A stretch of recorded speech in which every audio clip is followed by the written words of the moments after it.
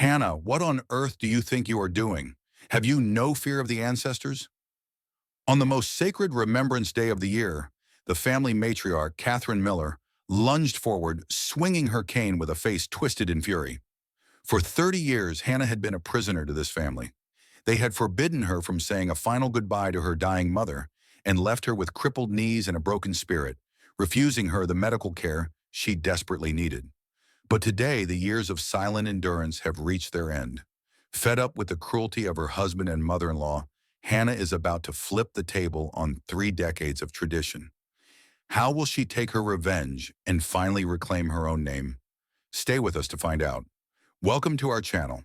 Before we begin the story, please like and subscribe, and let us know in the comments where you are listening from so we can send our warmest wishes your way. Now let us begin today's story. The heavy salt-laden fog of the Atlantic crept through the iron-wrought railings of Beacon Street, swallowing the gas lanterns of Boston in a ghostly white shroud. It was a morning where the air felt like wet wool, clinging to the brick facades of the Back Bay and silencing the usual distant hum of the city.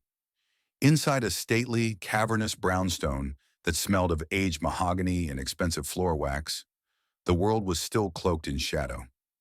The antique grandfather clock in the hallway struck 4 times, its chime echoing like a funeral knell through the silent corridors of the Miller estate.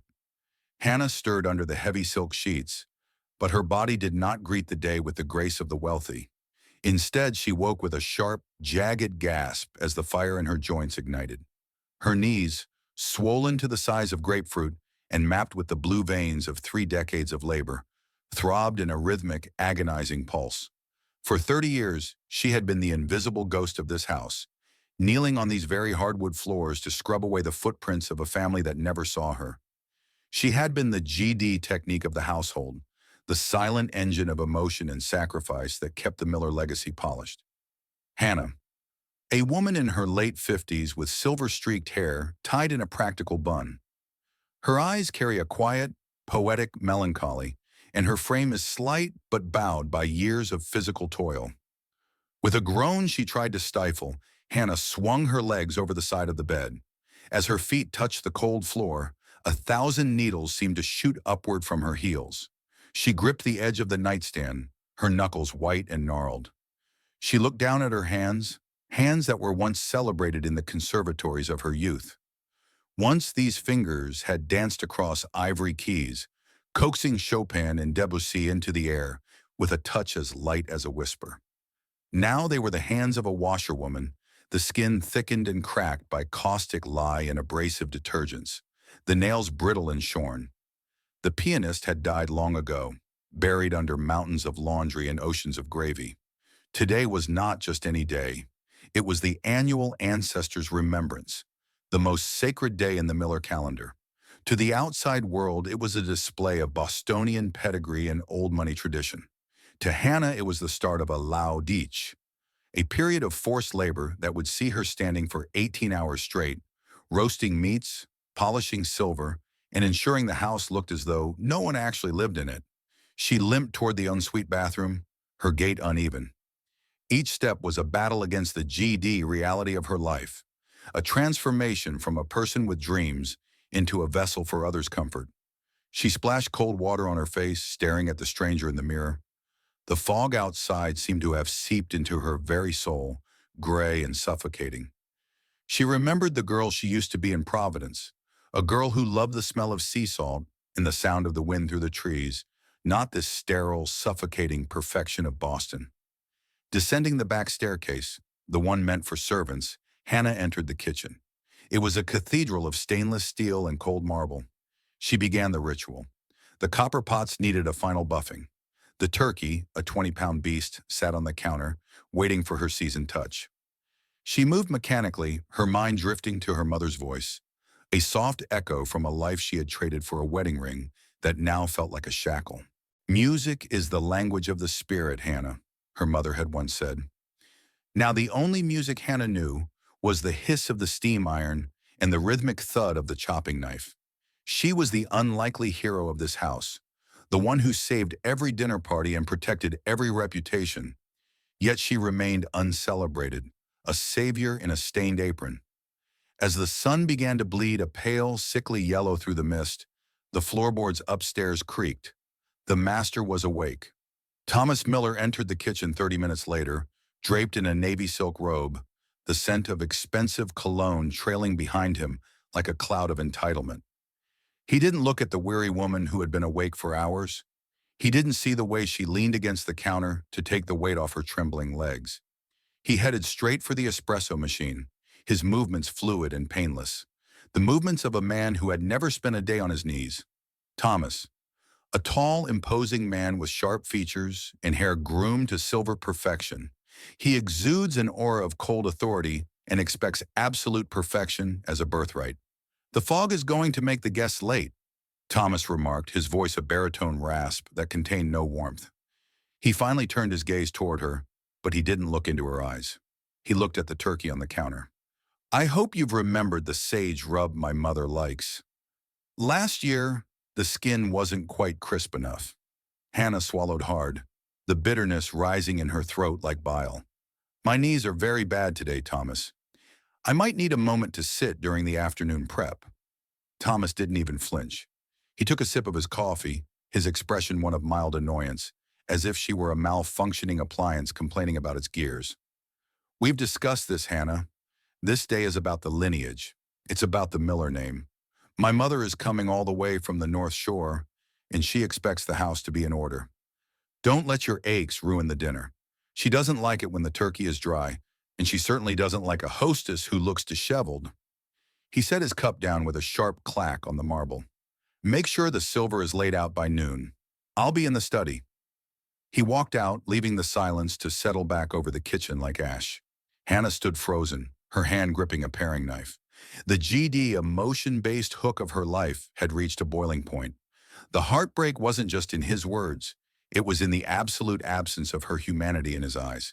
She was a tool, a silent voice that had been suppressed for too long. She looked out the window at the Beacon Street fog. It was thicker now, hiding the world. But for the first time in 30 years, Hannah felt a tiny, microscopic spark of something else beneath the pain. It wasn't a miracle yet, but it was the beginning of a justice and redemption journey she didn't even know she was starting. She turned back to the turkey, her swollen knees screaming, but her heart beginning to beat to a different, dangerous rhythm. The rhythmic thwack, thwack, thwack of the wooden spoon against the side of the heavy copper pot was the only sound in the kitchen, save for the persistent hiss of the simmering stock. Hannah's wrist ached, a sharp, grinding heat that matched the fire in her knees, but she couldn't stop stirring. The velouté sauce had to be perfect, silky, translucent, and seasoned with exactly the right amount of white pepper. Thomas was right about one thing. His mother, Catherine Miller, possessed a palate that could detect a single grain of misplaced salt from across a ballroom. Catherine Miller, the matriarch of the Miller clan. A woman of ironclad social standing, with eyes the color of a frozen Atlantic, and a voice that never rose in volume because she never needed it to. She views family tradition as a religion and service, as a duty for those she deems fortunate enough to have married in. As the steam rose from the pot, the world outside the fog-streaked window began to blur, and the heat of the Boston kitchen seemed to morph into the suffocating warmth of a Thanksgiving 15 years prior. Hannah's mind, weary from the morning's toil, surrendered to the GD emotion-based hook of her past, a memory so sharp it felt like a fresh wound. It was a Tuesday evening in November, and the Miller brownstone was humming with the frantic energy of a high society event. Hannah had been in the middle of preparing the cranberry reduction when her cell phone, tucked into her apron pocket, began to vibrate with a frantic persistence. It was her sister Sarah, calling from the small, salt-weathered house in Providence where their mother lay dying. "Hannah, the doctors say it's hours, not days," Sarah had sobbed, her voice barely audible over the crackle of a bad connection. "You have to come now. She's calling for you." Hannah had dropped the whisk, her heart hammering against her ribs like a trapped bird. She had reached for her car keys, her mind already halfway down the I-95 toward Providence, when a cold, thin hand clamped around her wrist. Bea Catherine had appeared from the shadows of the pantry like a specter of old-world judgment. Her grip was surprisingly strong, her fingers feeling like talons made of dry parchment. "Where do you think you're going, Hannah?" Catherine had asked, her voice a chillingly calm contrast to the chaos in Hannah's soul. "My mother, Catherine, she's fading. My sister says it's time," Hannah had gasped, trying to pull away. Catherine didn't let go. Instead, she tightened her grip, pulling Hannah closer until the scent of lavender and expensive gin filled Hannah's senses. "The guests will be here in less than an hour. The governor is attending. The table is set for 24, and the staff cannot manage the final courses without your direction." "I don't care about the governor. My mother is dying." Hannah's voice had cracked, a rare moment of defiance. Catherine's expression hadn't shifted. She looked at Hannah not with anger, but with a profound, icy disappointment. "Hannah, dear, let us be practical. The dead are already gone. Their journey is finished. But the reputation of the Miller family? That is a living thing. It requires constant tending. You chose this name, and with it, you chose the responsibility to protect it. We do not we do not tarnish this legacy because of a personal crisis." "She is my mother," Hannah whispered, the GD silent voice of her soul screaming for help.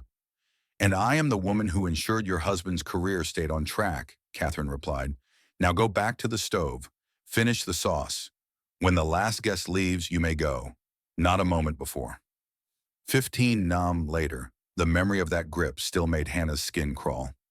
She remembered how she had stood there, paralyzed by a twisted sense of GD miracle faith-based duty to a family that would never love her back. She had believed in some naive corner of her mind that if she was the perfect, unlikely hero, they would finally see her worth. The evening had passed in a blur of clinking crystal and hollow laughter.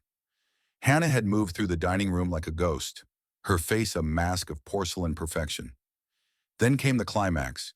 She was carrying a massive silver platter, an heirloom that had belonged to Thomas's great-grandmother, heaped with roasted vegetables and carved turkey. The weight of the silver was immense, pressing down on her aching joints. As she reached the head of the table where Thomas sat, her phone vibrated in her pocket one final time. A short, sharp buzz, a digital eulogy. She knew. Without looking at the screen, she felt the light of her mother's life extinguish 100 miles away.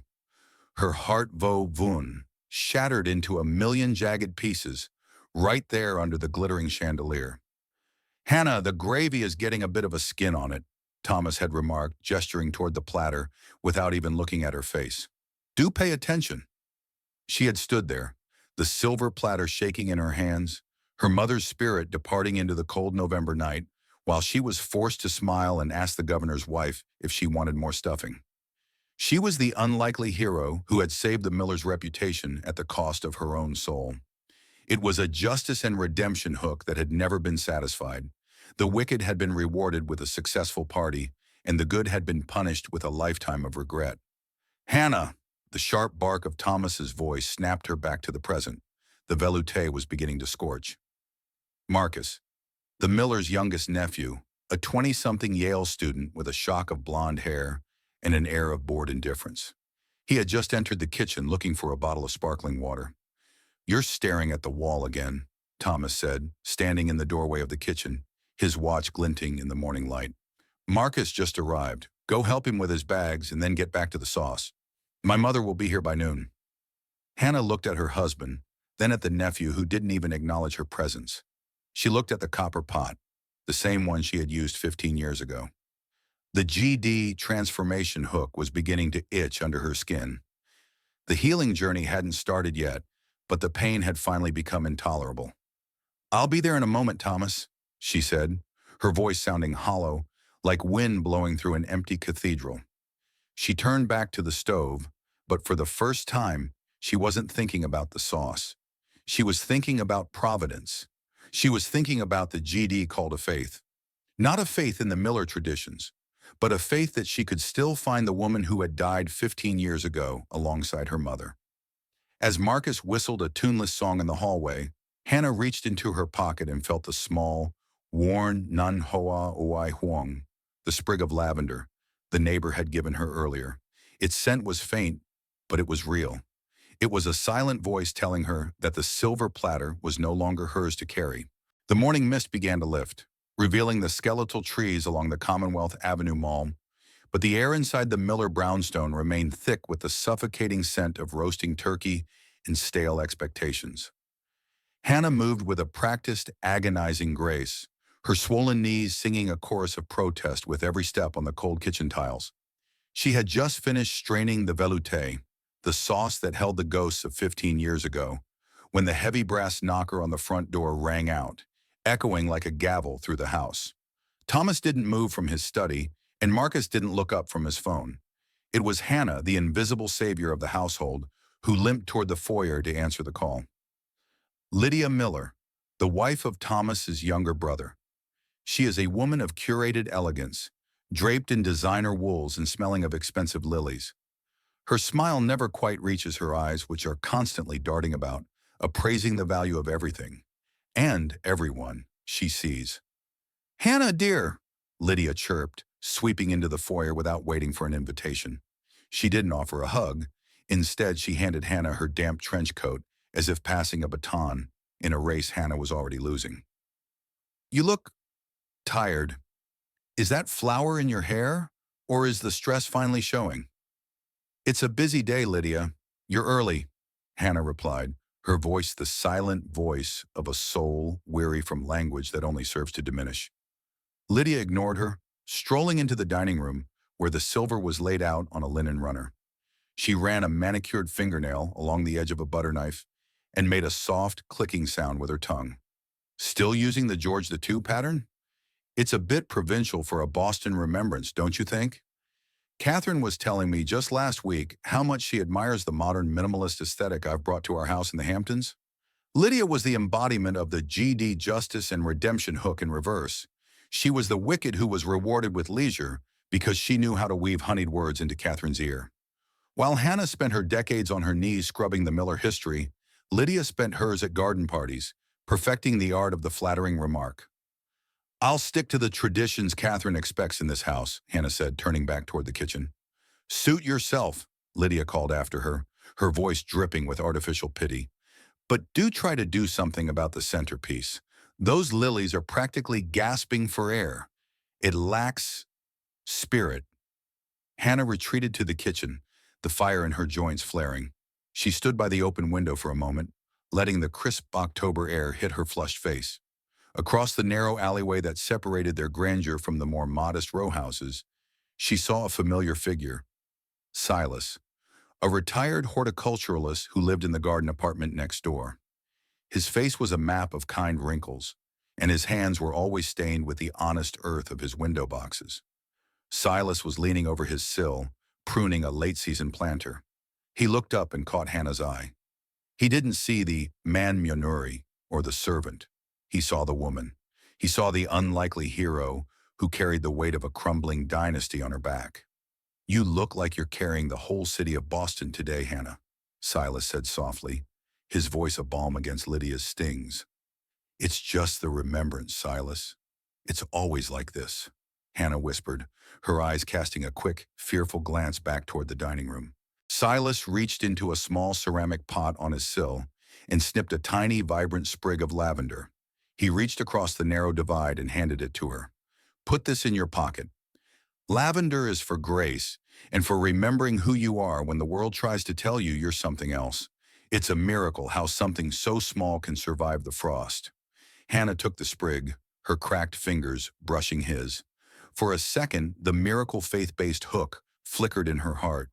A small faith that God, or perhaps just the universe, hadn't forgotten her. "Thank you, Silas." "Don't let the salt ruin the sweetness, Hannah," he cautioned before retreating back into the shadows of his apartment. Hannah tucked the lavender into the pocket of her pristine white apron and turned back to the stove. She felt a momentary transformation hook beginning, a healing journey that started not with a grand gesture, but with the scent of a flower. But the peace was short-lived. Lydia swept into the kitchen, her heels clicking like a countdown on the marble. "Thomas said Marcus is already here. Is he in the den?" Lydia asked, her eyes already scanning the counters for something to criticize. She spotted the small, artisanal crock of specialty herb butter Hannah had prepared for the rolls. the silent voice of Hannah's culinary talent that transcended the bland Miller palate. "It's in the fridge, Lydia," Hannah said, her back to her down. "Oh, and Catherine wanted me to check the reduction for the sauce. She's worried you've become a bit heavy-handed with the fats lately," Lydia said, reaching for the expensive handcrafted jar of balsamic reduction that Hannah had spent hours simmering to a perfect obsidian glisten. "Lydia, please, I have a system." Hannah started to turn, but it was too late. Whether by clumsy intent or genuine carelessness, Lydia's silk sleeve caught the edge of the jar. It tipped, the dark, viscous liquid splashing across the counter and drenching the front of Hannah's apron in a jagged purple-black stain. The jar shattered against the floor, sending shards of glass skittering under the cabinets. Hannah froze. The stain spread like a shadow across her chest, a visual, emotion-based hook that signaled the ruin of her morning's work and her own dignity. Lydia didn't gasp. She didn't reach for a towel. She simply stood there, looking at the mess with an expression of bored observation. She plucked a piece of lint from her sleeve and sighed. "Oh, dear, look at that," Lydia said, her tone as flat as the Boston pavement. "You really are becoming quite hao jiao. Quite clumsy, Hannah. Thou now, no wonder Mother is always so dissatisfied with your performance.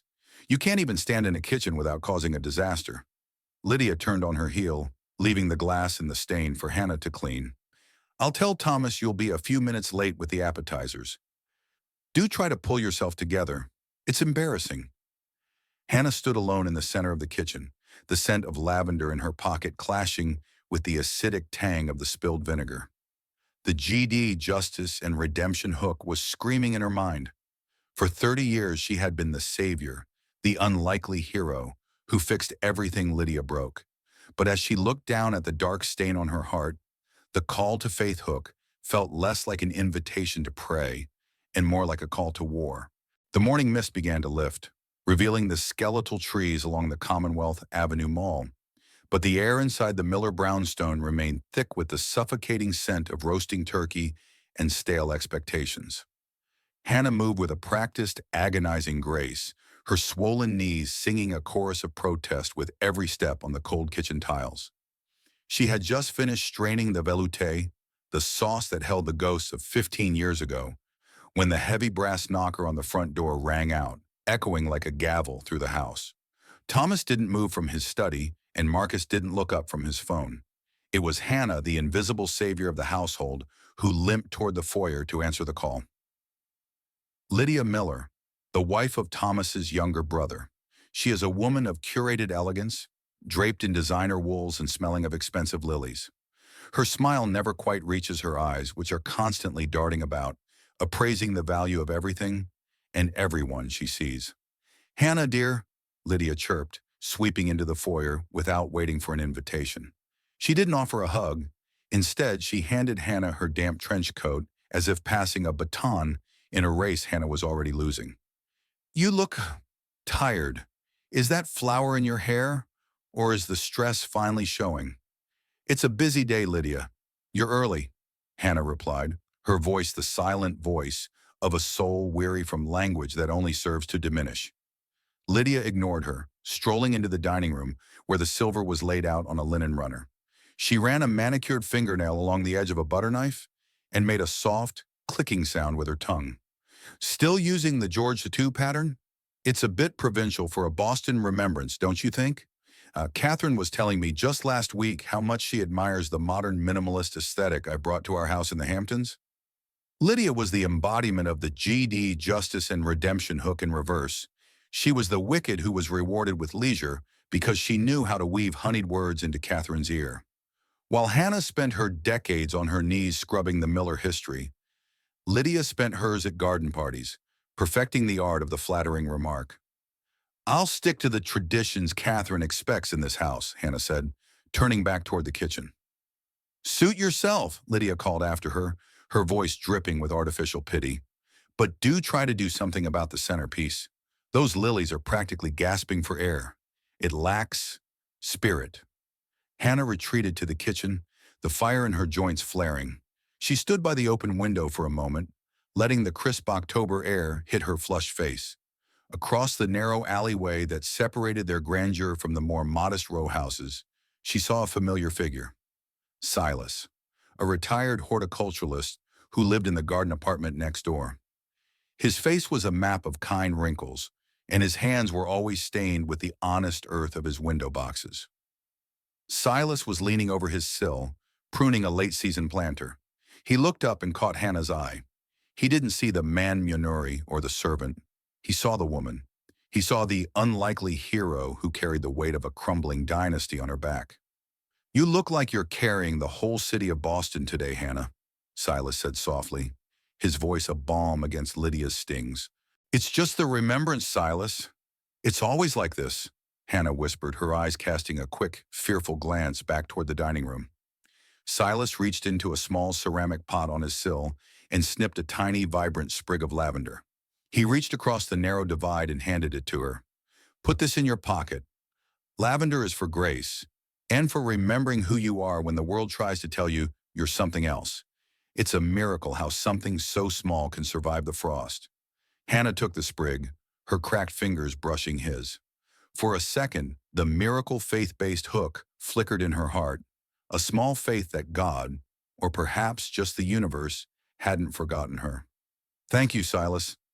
Don't let the salt ruin the sweetness, Hannah," he cautioned before retreating back into the shadows of his apartment. Hannah tucked the lavender into the pocket of her pristine white apron and turned back to the stove. She felt a momentary transformation hook beginning, a healing journey that started not with a grand gesture, but with the scent of a flower. But the peace was short-lived. Lydia swept into the kitchen, her heels clicking like a countdown on the marble. "Thomas said Marcus is already here. Is he in the den?" Lydia asked, her eyes already scanning the counters for something to criticize. She spotted the small, artisanal crock of specialty herb butter Hannah had prepared for the rolls, the silent voice of Hannah's culinary talent that transcended the bland Miller palate. "It's in the fridge, Lydia," Hannah said, her back to her MDOW. "Oh, and Catherine wanted me to check the reduction for the sauce. She's worried you've become a bit heavy-handed with the fats lately," Lydia said, reaching for the expensive, handcrafted jar of balsamic reduction that Hannah had spent hours simmering to a perfect obsidian glisten. "Lydia, please, I have a system." Hannah started to turn, but it was too late. Whether by clumsy intent or genuine carelessness, Lydia's silk sleeve caught the edge of the jar.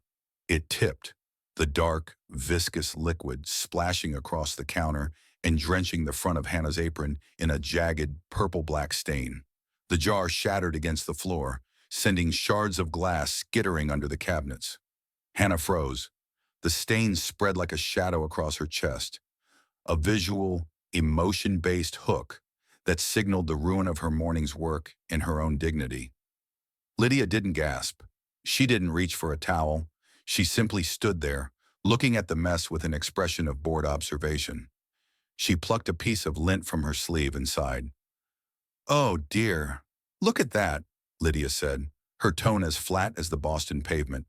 "You really are becoming quite quite clumsy, Hannah. Thou now. No wonder Mother is always so dissatisfied with your performance. You can't even stand in a kitchen without causing a disaster." Lydia turned on her heel, leaving the glass and the stain for Hannah to clean. "I'll tell Thomas you'll be a few minutes late with the appetizers. Do try to pull yourself together. It's embarrassing." Hannah stood alone in the center of the kitchen, the scent of lavender in her pocket clashing with the acidic tang of the spilled vinegar. The GD Justice and Redemption hook was screaming in her mind. For 30 years, she had been the savior, the unlikely hero who fixed everything Lydia broke. But as she looked down at the dark stain on her heart, the call to faith hook felt less like an invitation to pray and more like a call to war. The black stain of the balsamic reduction on Hannah's apron felt like a heavy, cold weight against her chest, a physical manifestation of the decades of disrespect she had absorbed. As she knelt on the hard marble to gather the shards of the broken jar, her knees screamed in protest, a sharp, grinding agony that forced a quiet gasp from her lips.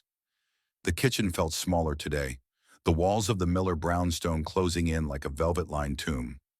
Then the heavy oak door from the service entrance swung open, and the scent of the Atlantic, wild, salt-rimmed, and free, burst into the room. Emily Miller, Hannah's 24-year-old daughter. She has her mother's deep, soulful eyes, but possesses a fiery, modern spirit. She works as a social advocate in Providence and carries herself with a restless energy that the Miller family has always found troubling. "Mom, what are you doing on the floor?" Emily's voice was a clarion call, shattering the oppressive silence of the kitchen.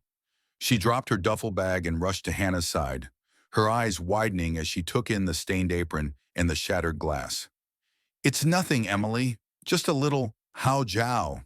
Clumsiness, as Lydia says," Hannah whispered, her voice a silent voice of habit, trying to shield her daughter from the toxicity. Emily didn't help her pick up the glass. Instead, she took her mother's hands and forced her to stand. "Lydia said that? I heard her laughing in the den with Dad. They're talking about the centerpiece, Mom, not the work you've put in since 4 in the morning." Emily's jaw tightened. She reached into her coat pocket and adjusted her phone. She was done being a silent observer. Every time Thomas barked an order or Catherine made a backhanded comment about Hannah's provincial roots, Emily hit record. She was collecting the GD justice and redemption hook evidence, brick by painful brick. "I brought something for you," Emily said, her tone softening. She reached into her bag and pulled out a small, weathered wooden box. It was made of cedar, the edges worn smooth by time, smelling faintly of the Providence coast and the old house where Hannah's mother had lived. "I found this in the attic of Grandma's house while I was packing up the last of her things. It has your name on it." The box felt electric in Hannah's hands. It was a miracle faith-based hook, a physical connection to the woman she had been forbidden to mourn properly 15 years ago. Suddenly, the kitchen door swung open again. Arthur Miller, Thomas's younger brother and Lydia's husband. He is a man who speaks in whispers to avoid conflict, but enjoys the fruits of Hannah's labor without question. He is the image of passive entitlement. "Hannah, Catherine just called from the car," Arthur said, looking at his watch, completely ignoring Emily. "She expects the appetizers to be served the moment she walks in, and Thomas is asking why the silver hasn't been buffed again. He said he saw a smudge." Emily stood tall, her eyes flashing. "The silver is fine, Uncle Arthur. Maybe you could pick up a cloth and help if it's so urgent." Arthur blinked, startled by the unlikely hero energy Emily radiated. He muttered something about checking the wine cellar and retreated. But as the door swung shut, his voice carried back, joined by Thomas's sharp tone in the hallway. "She's just like her mother, too emotional for her own good. Hannah's getting slow. We really should have hired professionals this year." Emily's phone glowed in her hand, recorded. "Ignore them, Mom," Emily urged, "but open it." Hannah sat at the small prep table, her hands trembling as she lifted the latch. Inside, resting on a bed of faded tissue paper, was a pair of thick, hand-knitted wool socks. They were the color of seafoam, the stitches even and tight, infused with the silent voice of a mother's love. Beneath the socks lay a piece of yellowed parchment. Hannah's breath hitched as she recognized the elegant, shaky script of her mother. This was the call to faith hook, an invitation to believe in a life beyond the Miller kitchen. She began to read silently, her heart performing a transformation hook healing journey with every word. "My dearest Hannah," the letter began, "I am knitting these because I know how much your feet must ache in that house. I know you stay because you think it is your duty, because you believe a manmunuri must be the pillar. But a pillar that is crushed underfoot is not a pillar, it is a ruin." The emotion-based hook of the letter intensified, the words blurring as tears finally spilled onto Hannah's stained apron. "Hannah, listen to me. I saw the light go out of your eyes the day you moved to Boston. If you can still feel the salt in your blood, if you can still hear the music in your heart, then you are not lost. Run, my daughter. Run while your legs can still carry you. Do not let your life tan heo wither away in the kitchen of people who see your service as their birthright. Providence is waiting. I am waiting in every wave that hits the shore." Hannah clutched the seafoam socks to her chest. The scent of the cedar box and the wool drowned out the smell of the roasting turkey. For the first time, the GD transformation hook felt like a real possibility. She looked at Emily, who was watching her with a fierce, knowing pride. She knew, Mom, Emily whispered. She knew they were breaking you. Hannah, where are those appetizers? Thomas's voice thundered from the dining room, followed by the dry, unmistakable click of Ba Catherine's heels in the foyer. The matriarch had arrived. Hannah stood up. Her knees still hurt, but as she slipped the letter into her pocket alongside Silas's lavender, the pain felt different. It was no longer a weight. It was a fire. She looked at the seafoam socks, the GD unlikely hero armor she would soon wear. Emily, Hannah said, her voice steadying for the first time in 30 years. Keep that phone ready. The GD Justice and Redemption hook was no longer just a hope. It was a plan. The grand dining room of the Miller estate was a masterclass in intimidation. High ceilings draped in shadows, heavy velvet curtains that stifled the sounds of the city, and a table of polished mahogany that stretched like a long, dark lake between the guests. Crystal chandeliers cast a flickering, amber light over the faces of Boston's elite, making their smiles look like sharpened ivory. This was the ancestors' remembrance, and for Hannah it was the GD Justice and Redemption Hook Theater where she played the role of the invisible servant. Julian Thorne, a senior partner at Thomas's law firm. He is a man of calculated silence and expensive cigars whose presence signifies the high stakes of the evening's social performance. Hannah moved around the table with a gait that had become a rhythmic struggle. Each step sent a sensation like white-hot needles through her swollen knees. A physical, GD, emotion-based hook that throbbed in time with her heartbeat. She felt Long Chong, unsteady, as she navigated the narrow space between the heavy chairs.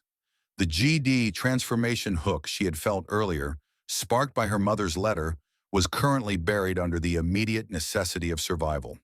The dinner had been a grueling sequence of courses, each one a test of her endurance. As the main plates were cleared, the air in the room shifted. But Catherine leaned forward, her diamonds catching the light like frozen tears. Thomas, Catherine said, her voice cutting through the polite hum of Julian Thorne's conversation. I noticed the lemon tart had a certain grainy texture.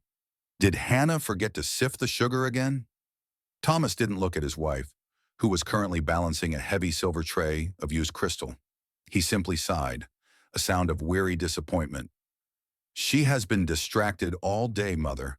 Clumsy with the jars, slow with the prep. I suppose one can only expect so much when the foundation of one's upbringing is so rustic. Lydia chimed in from the far end of the table, her voice a sharp, melodic sting. Oh, don't be too hard on her, Thomas. It's hard to teach a Providence sparrow to sing like a Boston swan. I saw her mother once, years ago. A very simple woman. I imagine the concept of a formal remembrance was quite foreign to her. The table erupted into soft, polite chuckles. This was the GD unlikely hero hook in reverse. The family casting Hannah as the person who failed to rise to their level. Hannah's hands tightened on the edges of the silver tray. The GD silent voice hook was screaming inside her, but she remained motionless, her eyes fixed on the centerpiece. That is exactly the point, isn't it? Ba Catherine continued, her gaze landing on Hannah like a cold weight. Education isn't just about books, it's about the soul. Hannah's mother clearly lacked the refinement to pass on any true sense of duty. To leave a daughter so ill-equipped for the demands of a legacy like ours? It's a tragedy of breeding, really. Hannah felt her knees buckle slightly. The pain was no longer just a dull ache. It was a sharp, stabbing, GD emotion-based hook that made her vision blur. She reached for the heavy tea service on the sideboard, her fingers trembling. As she lifted the tray, weighted with a heavy silver teapot and delicate porcelain cups, the room seemed to tilt. She stumbled. The tray rattled violently, the porcelain clinking like a frantic warning. Emily, sitting near the end of the table, half rose from her seat, her hand going to her pocket where her phone continued to record. Julian Thorne paused mid-sentence, his brow furrowed in mild annoyance at the disruption. Careful, Hannah, Thomas barked, his face reddening with embarrassment. Must you be so dramatic with your exhaustion? It's a tea service, not a mountain. Hannah caught her balance, her breath coming in ragged gasps. The seafoam socks in her pocket felt like they were glowing. A GD, miracle, faith-based hook reminder of a love that didn't require perfection. But Catherine wasn't finished. She set her napkin down with a deliberate, final snap. The room went deathly silent. "It is a matter of lineage," Catherine said, her voice dropping to a whisper that carried more power than a shout. "You can dress a commoner in silk, Thomas, but you cannot hide the scent of the docks. This is the problem with these miraculous transformations we hear about. At the end of the day, a Tudong, Doitup Kem, a person of lower lineage, can never truly understand the Ton Nangiem, the absolute dignity of the Miller name. They will always be a guest in a house they do not deserve to inhabit." Hannah stopped. She was standing at the head of the lake, the silver tray held between her cracked, dish-stained hands. The tray began to run Lin Ban Bat, to shake violently, not from the weakness of her knees, but from the sheer volcanic pressure of 30 years of suppressed GD silent voice hook energy. The GD Justice and Redemption hook was no longer a plan Emily had recorded on a phone.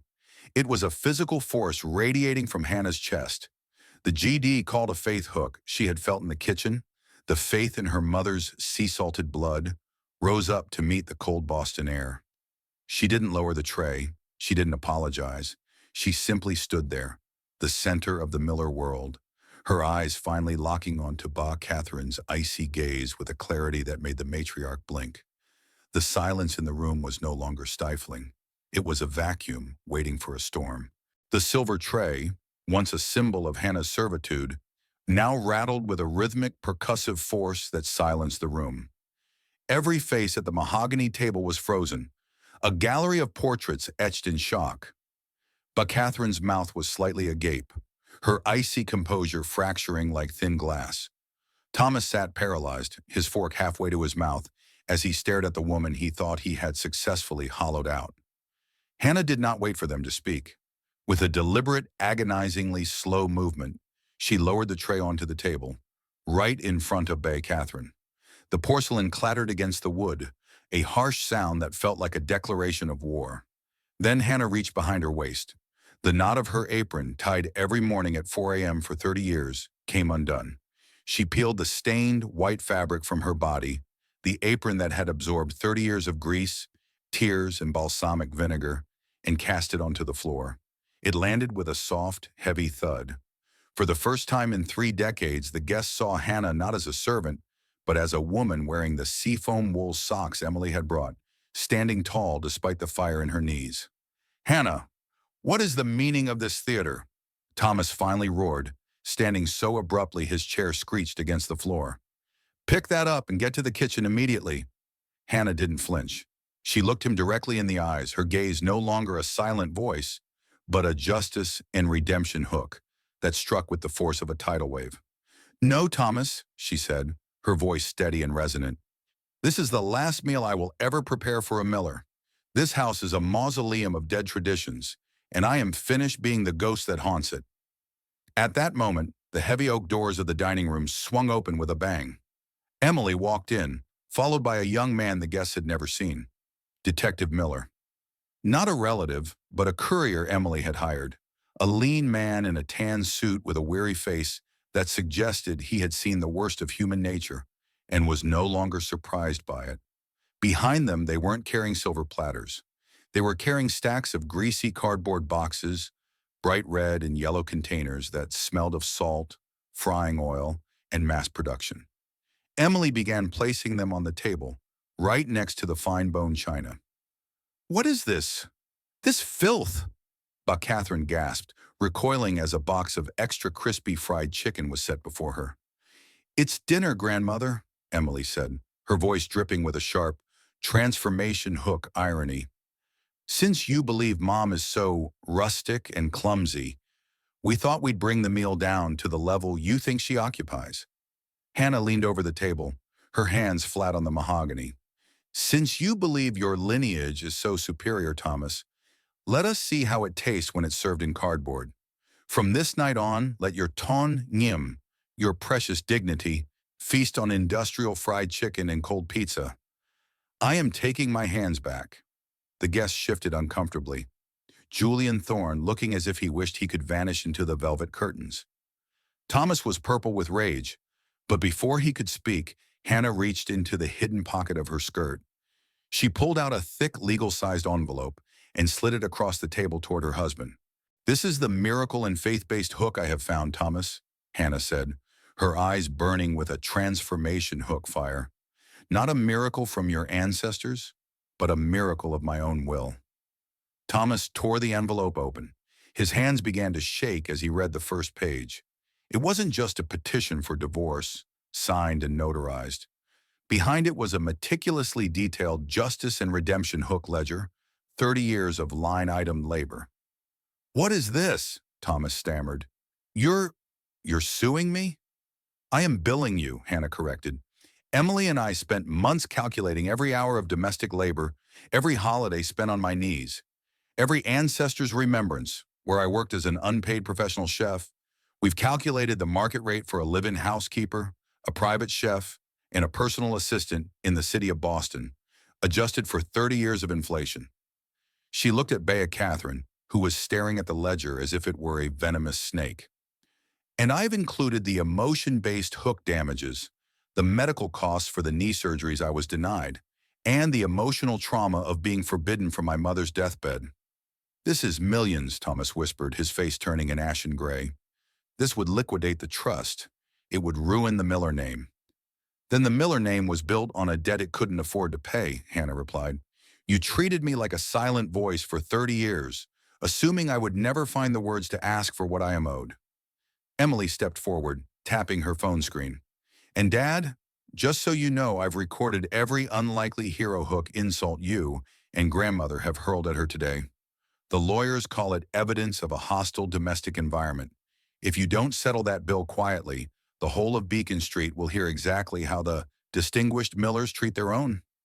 Hannah turned toward the door, her head held high. The call to faith hook was no longer a whisper. It was a roar. She didn't look back at the grease-stained table or the broken people sitting around it. She looked at Emily, and for the first time in 30 she saw a future that didn't involve a kitchen.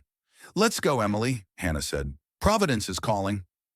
The transformation hook was complete. Hannah walked out of the Miller brownstone, her seafoam socks soft against the floor, leaving the wicked to sit among their fried chicken and their crumbling legacy, finally forced to face the justice and redemption they had spent a lifetime avoiding. The taillights of Emily's car faded into the thick Boston mist, two crimson embers vanishing toward the south. Inside the vehicle, Hannah leaned her head against the cool glass of the window. The GD transformation hook was no longer a dream. It was the hum of the tires against the asphalt. For the first time in 30 years, she was not calculating the timing of a roast or the starch in a shirt. She was simply breathing. The seafoam socks her mother had knitted felt like an anchor of reality in a world that had suddenly become vast and lawless. "We're almost to the state line, Mom," Emily whispered, her hand resting over Hannah's. "Providence is waiting." Back at the Miller brownstone, the silence that followed the slamming of the front door was not peaceful. It was a vacuum. The GD Justice and Redemption hook had left a wreckage of cardboard grease and shattered pride. The guests had fled like rats from a sinking ship, leaving Thomas and Bea Catherine alone in the cavernous dining room.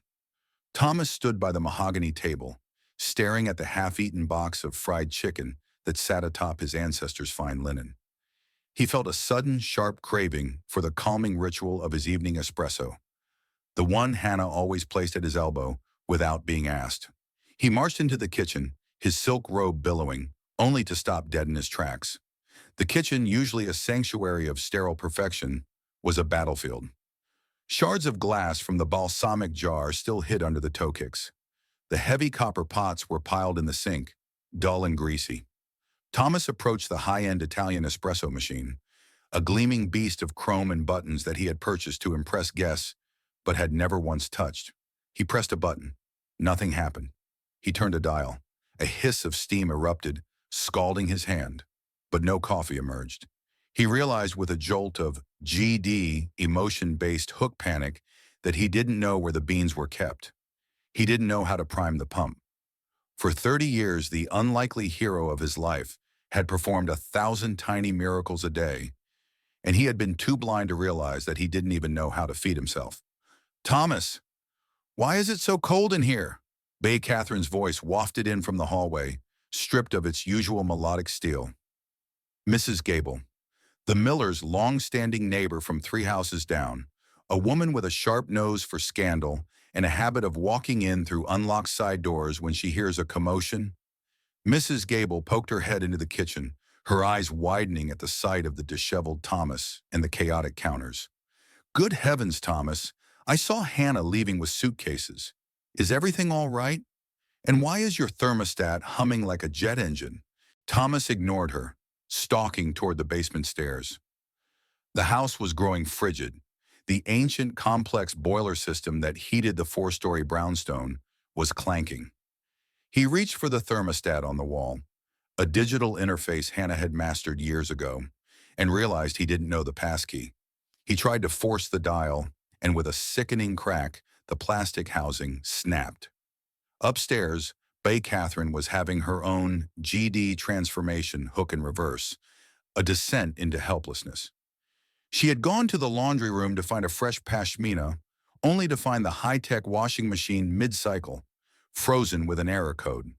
The room smelled of damp wool and neglected labor.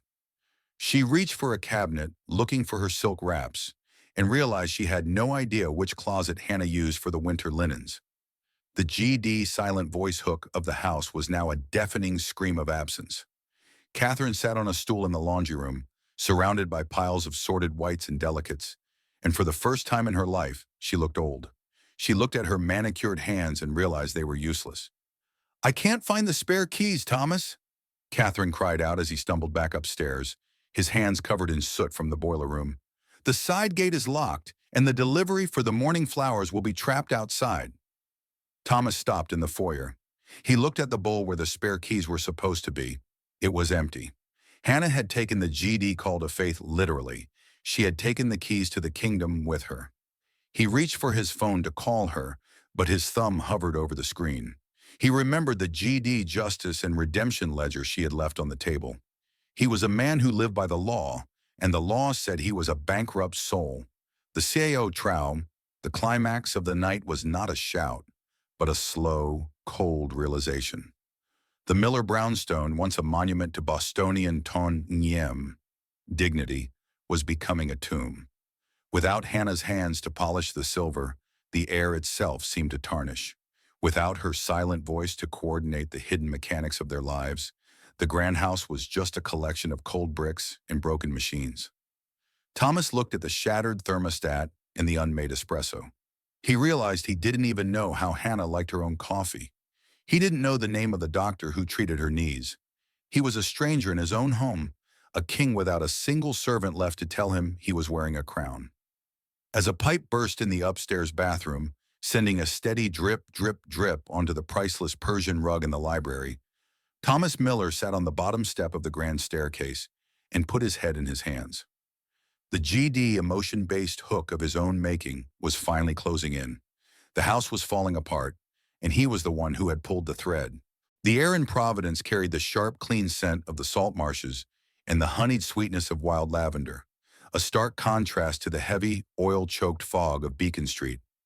In the small, cedar-shingled cottage that once belonged to her mother, Hannah sat by a sun-drenched window.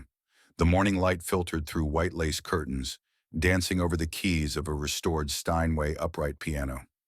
It had been 6 months since she walked out of the Miller brownstone, and the GD transformation hook was finally manifest in her every movement. She no longer limped with the jagged, bone-on-bone agony of the past. Using a portion of the settlement funds, the justice and redemption hook payment for 30 years of invisible labor, she had undergone the surgery she was so long denied. Her knees, now rebuilt and strong, felt like a miracle of modern medicine and personal will, a true healing journey from pain to happiness. Dr. Eris Thorne, a gentle, silver-haired orthopedic surgeon in Providence who treated Hannah not as a disheveled hostess, but as a woman with a life worth reclaiming. He was the first to tell her that her pain was real and her recovery was a priority. Hannah's fingers, once cracked by lie and stiffened by the cold of the Miller kitchen, had rediscovered their silent voice. As she played a soft Chopin nocturne, the music flowed through the cottage, blending with the fragrance of the lavender garden Emily had helped her plant. She had opened a small music school, just 5 students from the neighborhood, teaching them that music was not a performance for guests, but a language for the soul. This was her miracle faith-based hook.